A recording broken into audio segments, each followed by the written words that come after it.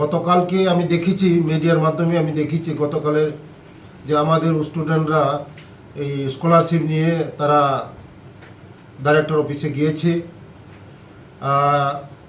খুব দুঃখিত। আমি এই ব্যাপারে অনেক দিন আগেই আমি সিগনেচার করেছি। প্রায় 1-2 মাস ধরে এই স্কলারশিপ নিয়ে অনেক ঝামেলা হচ্ছিল।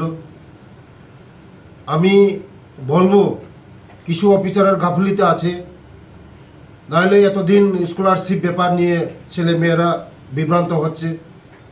আমি আজকে গিয়ে ডাইরেক্টর এবং সেক্রেটারির সঙ্গে একবার বসবো, কেন এমন ধরনের হচ্ছে। কারণ ছেলে মেয়েরা এই স্কলারশিপ নিয়ে অনেক দিন ধরে বিভ্রান্ত হচ্ছে। কারণ তারা সময় মতন যদি ফি নিয়ে দিতে না পারে তাদের ভবিষ্যৎ খারাপ হবে। আমি বলবো তাড়াতাড়ি যেমন এই